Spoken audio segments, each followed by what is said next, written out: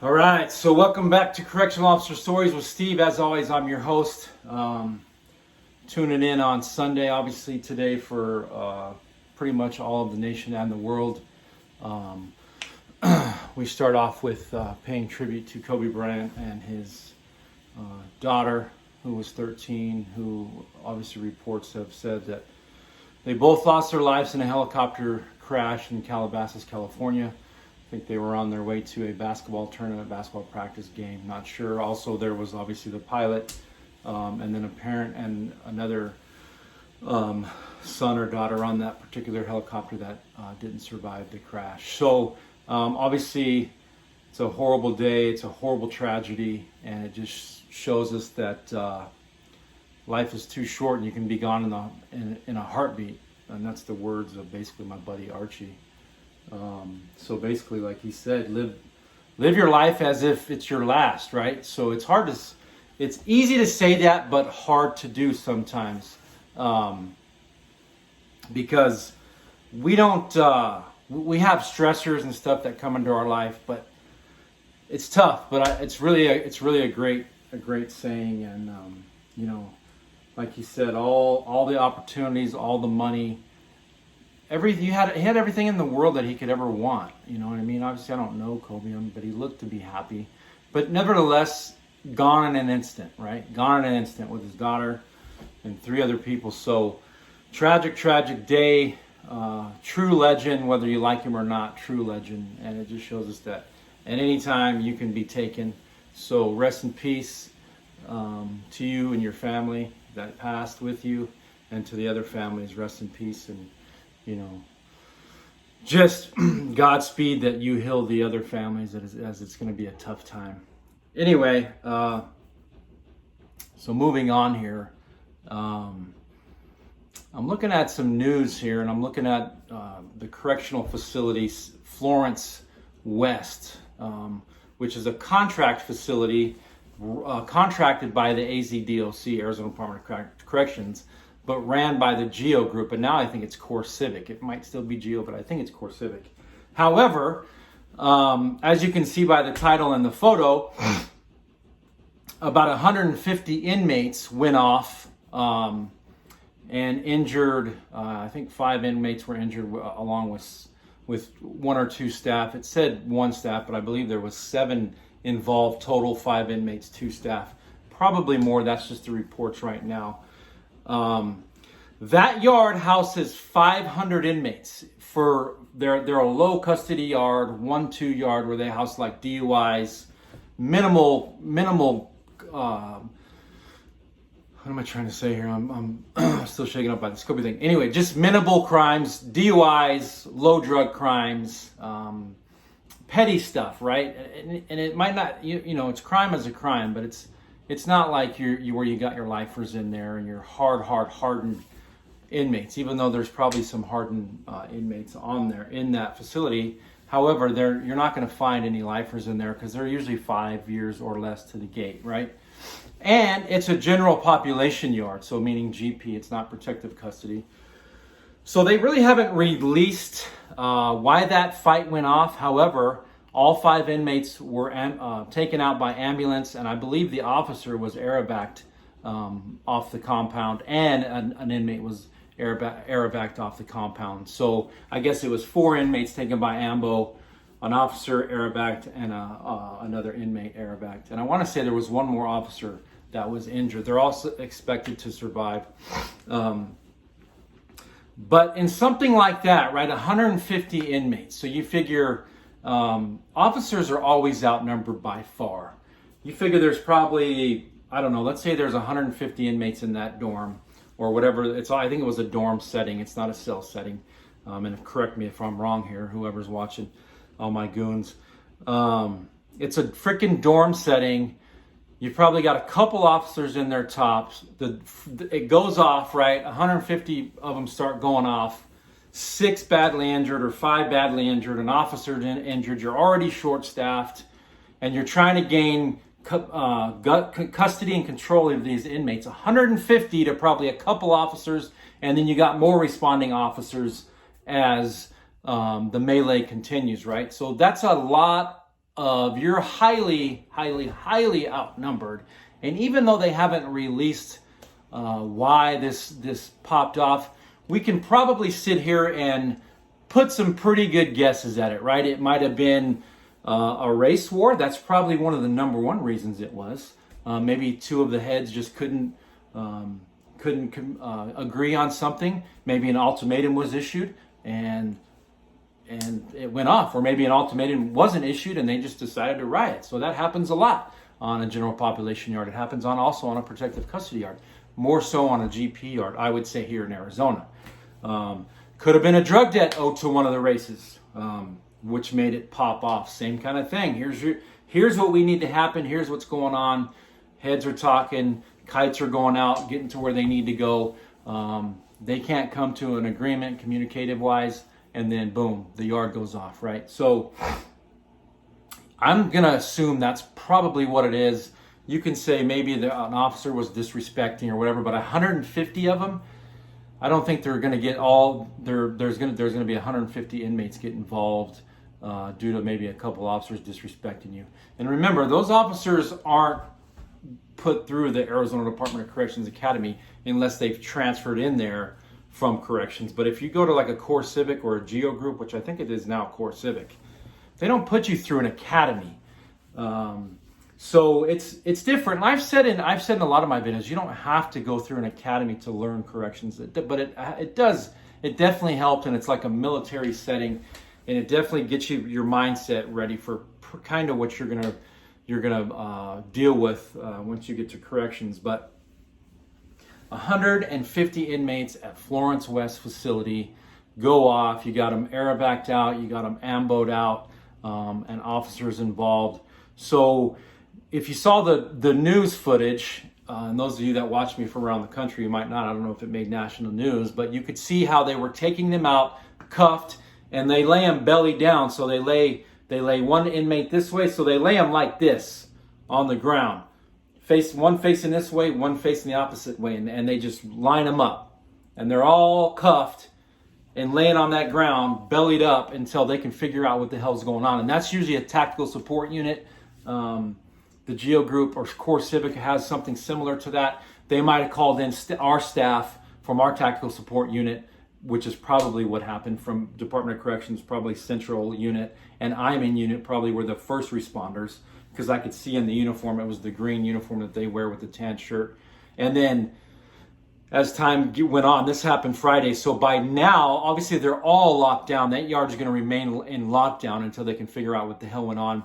By this time, more tactical support units from other prison facilities have showed up to relieve Iman, probably Florence, and they just work on a rotating basis. But when that situation popped off, I'm telling you, there's a lot of new officers and they have no idea what to do when you got 150 inmates going at it, right? 150, and didn't happen outside. It happened inside the dorm setting or inside wherever they were at. It was an inside riot. They haven't used the term riot, but that's pretty much what it is.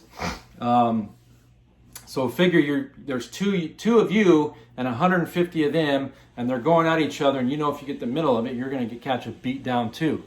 So what do you do in that situation? It's tough to tell. You know what I mean? It's really hard to try to figure out that situation when there's only a couple of you. Yeah, you're going to have your sergeant. Anybody that's available to respond to something like that is responding, but it's going to take some time for your tactical support unit to get notified, be ready, be on high alert to get there. I don't know if the privatized prisons you do what a lot of ADC prisons now do. They have tactical support units already on the yard, so they rotate in teams. So if something pops off, that's their job. They're already on the yard. You don't have to wait for them to be paged in. They're already on the yard to help get back control of that yard and maintain custody. So that's what, as of right now, that report came out Friday. That's a lot of inmates involved. It seems to be that there's a lot of things going on right now in the land of corrections, whether it's state corrections, privatized corrections. Now we have a couple whistleblowers out at the Perryville facility, which I'll touch in that once I get more details in my next video. So kind of what I'm going to start doing also with my channel is talking about correction news from around the country. I saw a really bad beatdown of like 3 or 4 officers. It almost looked like a jail facility.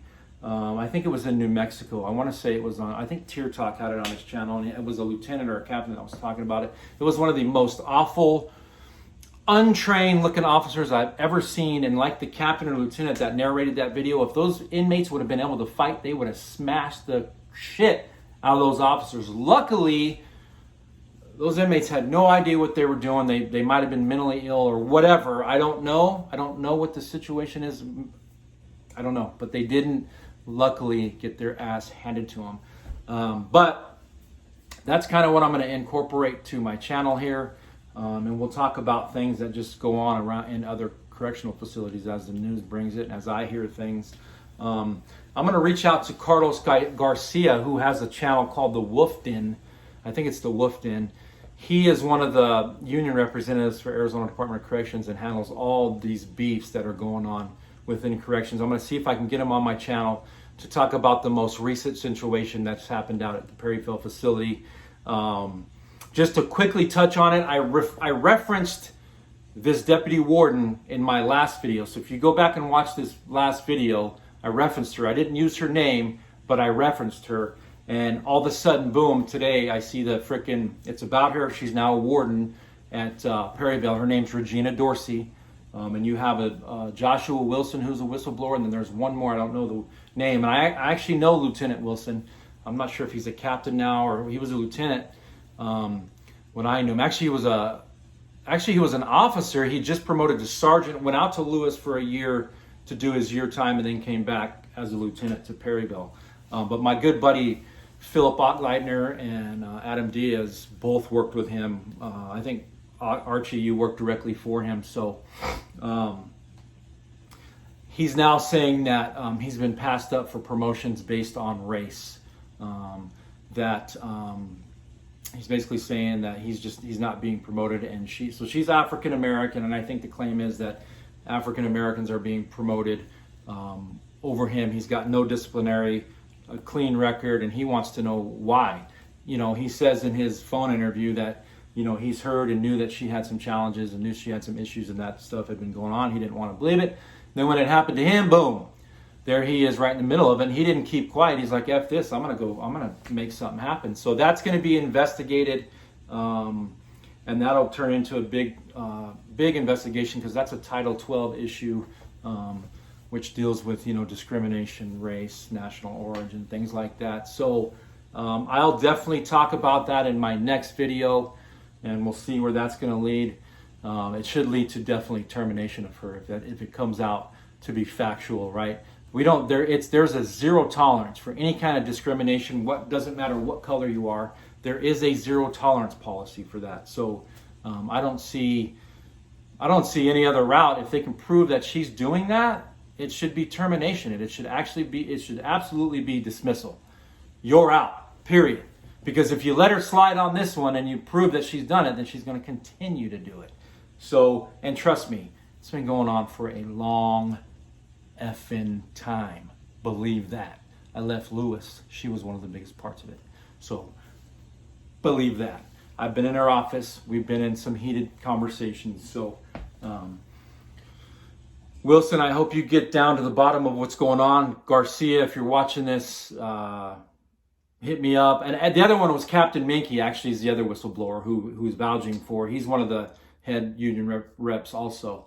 So I'll definitely talk about that in my next video. That'll be the subject of conversation. We'll go over that. And but getting back to that Florence situation, man, you're talking, your butt cheeks are puckered when something like that is. You could be the biggest, baddest officer and with the biggest, baddest bunch of officers, but I'm telling you, when shit like that goes down, you're either the officer that's going to be in there like swimwear, or you're the officer that's timid and not going to do anything. Well, if you're that officer, like I said, rethink your mentality, because you shouldn't be in corrections. If you're running from the situation, shouldn't be in corrections. You're trying to control the situation. I'm not saying jump in the middle of it and be Billy Badass, but get with the officers and trying to figure out what the hell you're going to do, your supervisors, and not, run with your tail tucked. And I've seen that a lot in corrections. So that's a bad situation. I hope the officers that were involved are okay. They said that they were. I know the inmates are all right. So that doesn't mean that it's over. Just because we put them on lockdown, they're going to investigate that. That doesn't mean when they come off lockdown, that's not going to happen again. So I don't know. With a base setting, it's tough. You know what I mean? Because you can't just put them in a cell, lock them down, and know that they're not going to get at each other. In a base setting, it's totally different lockdown scenario. So I don't know. Check it out. There's not much information on it right now. It just barely happened Friday evening at like 5:45, 5:30. So there's going to be a lot more details. But you can imagine on a GP yard, it's got to probably be over like a dope debt or a gang. One of the gangs was disrespected or something along the lines of that, right? So stay tuned. I'm gonna start trying to bring, like I said, some more news. I'll definitely continue to tell stories of when I was an officer and things that I saw and things that I know that could probably change. One thing I know for sure is that corrections is definitely in some trouble right now. They are short-staffed. They're constantly on the freaking news all the time, and it's just going to continue to happen because as whistleblowers come out, more whistleblowers are going to come out, and it's just going to continue and continue and continue. They've got to get this under control, and it starts with the administration, right? So now we have a new administration. Hopefully, things start to change. So I don't know. I really don't know. It's times have changed, and social media, in my eyes, has really opened the eyes of the fucking world, and it starts to show things that unfortunately have been going on for a long time. People think that this is brand new. No.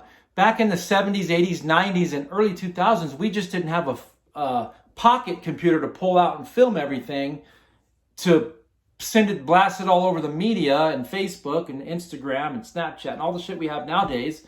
This has been going on for years, whether it was in corrections, law enforcement, whatever. It's been going on for years. Nowadays, we just have the means to videotape it and show that this is the type of shit that's been going on. So I don't know. Brutality's been around for a long time. Am I saying it's about race? No, because I don't. That's a whole nother video. Anyway, so thanks for tuning in. I appreciate all my goons.